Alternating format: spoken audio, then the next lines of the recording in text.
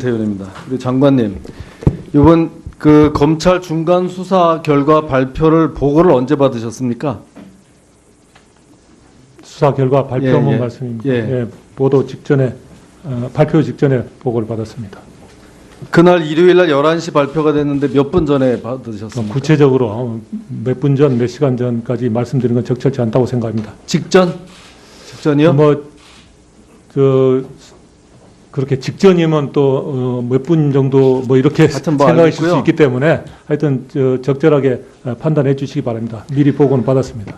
그 내용이 그 전날 밤에 보도된 사실 알고 있습니까? 어떤 전혀 종편사에? 그건 전혀 알지 못합니다. 그렇게 보도가 됐어요.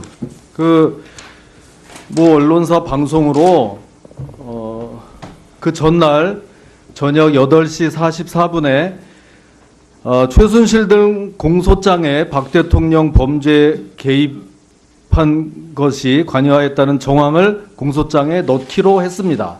이렇게 다 보도가 됐어요. 그렇다면 어떻게 된 거예요, 이거는?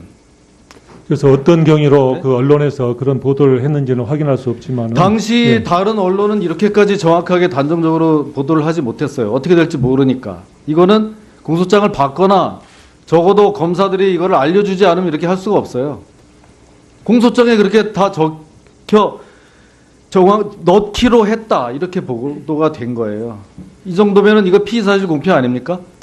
지금 그동안 이 건 수사와 관련해서 언론에서 어떤 보도가 미리 보도가 된 경우가 꽤 많이 있었는데 그것을 수사 관계자가 어떤 유출했거나 누출했다는 근데 점이 이거는 좀 다르다니까요. 딱 확인이, 전날. 확인은 아직 예? 되지 않고 있습니다. 그럼 이렇게 확인도 안 하고 확실하지도 않은 걸 어떻게 이렇게 보도를 할 수가 있어요? 그 전날. 감찰 조사를 한번 해보세요. 예? 경위가 어떻게 됐는지. 예, 그 경위를 확인해 보도록 하겠습니다. 최순실 씨는 구속돼 있는 동안에 변호인 접견을 몇 번 받았습니까? 그건 제가 확인을 해봐야 알겠습니다. 지금 한번 답변해 보세요. 뒤에. 미리 이거 좀 요청했는데도 답 얘기 안 해주고. 예, 답변해 보세요. 몇 번 접견했습니까? 변호인 접견? 그건 다시 정확하게 확인을 해봐야 될 것 같습니다. 자변에서 성명을 발표했는데 20일 동안 딱 2번 접견했다고 발표를 했네요. 성명서에. 맞습니까? 확인을 해봐야 될 것 같은데요. 변호인 접견은 제한되지가 않습니다. 어떤 피의자 제한할 수 없는 거잖아요. 헌법상 그렇습니다. 권리인데. 변호인 접견은 제한할 수 없습니다. 당연하죠. 만약에 2번이라 그러면 문제가 있는 거죠. 그건 제한을 해서 그런 2번의 결과가 나왔는지 아니면은 변호인이 2번만 했는지는 그건 확인을 해봐야 될 것 같습니다. 변호인이 무슨 2번만 신청을 했겠습니까? 제한을 해가지고 못했다고. 변호인에 대한 접견은 제한할 수가 없습니다.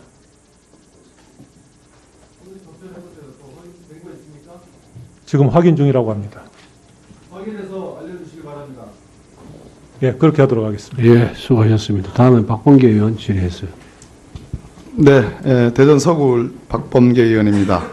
우병우 전 수석 재소환 안 합니까?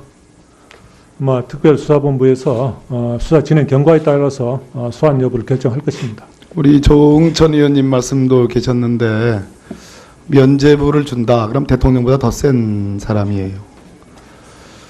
우병우 민정수석 관련해서 서울지방변호사회가 조사위원회를 열어서 수임 액수와 수임 건수 미신고에 대해서 지금 조사에 들어갔습니다. 제가 알기로는 1년 동안 변호사로 있으면서 약 50여 건 이상을 취급했고 그중에 6, 7할 정도가 형사사건으로 알고 있습니다.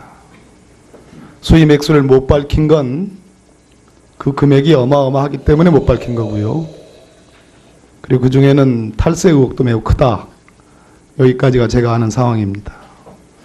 개인비리 차원의 문제는 아니고요.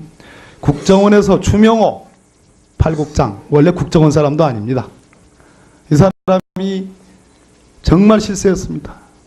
국정원장 개선조직 다 제끼고 우병우 전 민정수석에게 직보했던 사람입니다. 그걸로 국정원이 지금 감찰하고 있습니다. 국정원 감찰은요, 장관님도 잘 모를 겁니다. 얼마나 센지. 철저하게 수사 의사를 전달할 수 있겠습니까?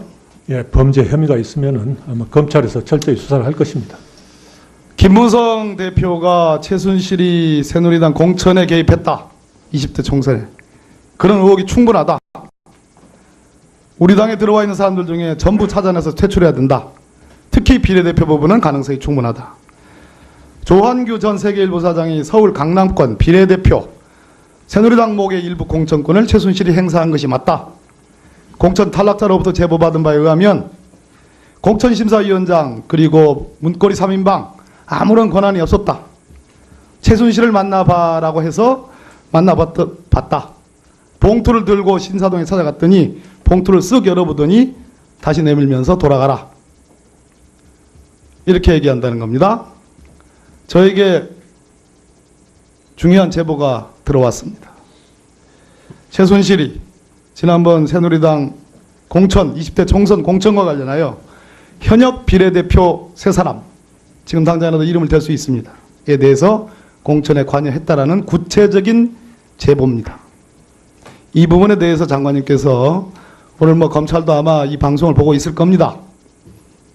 자, 새누리당의 전 대표가 말씀하신 부분이고요.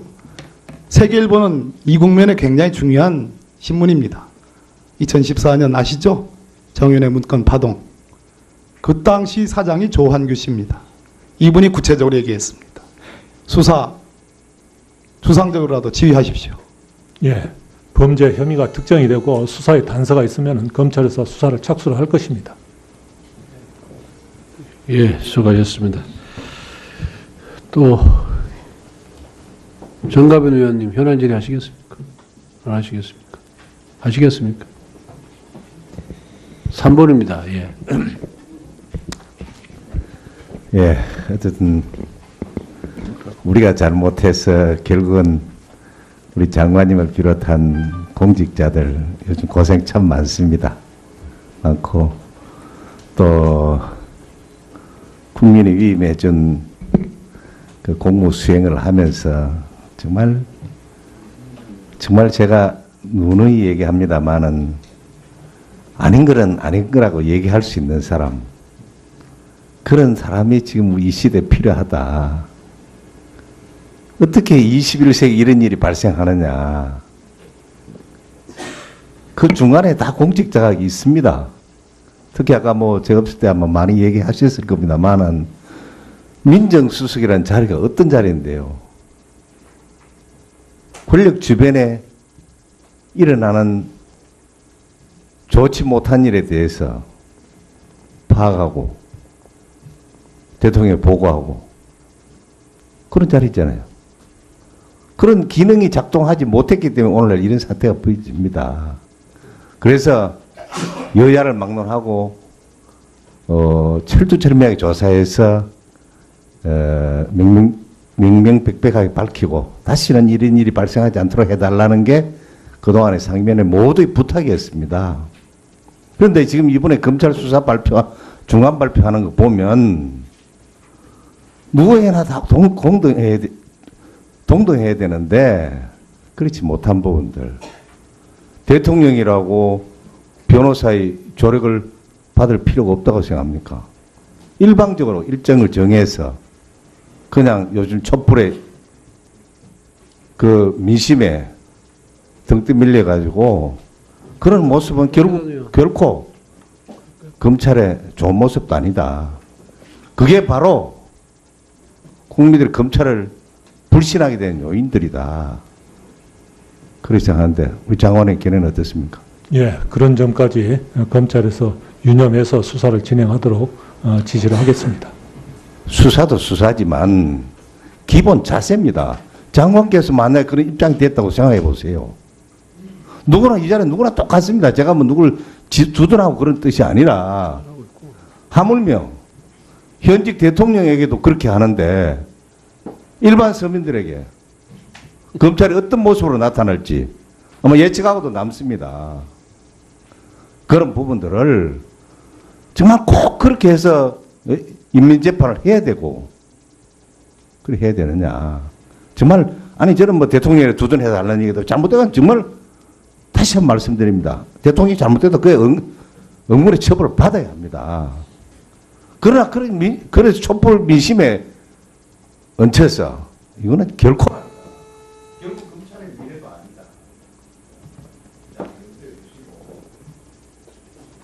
예, 유념하도록 하겠습니다.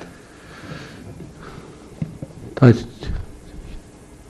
추가로 질의하실 의원은 계신가요?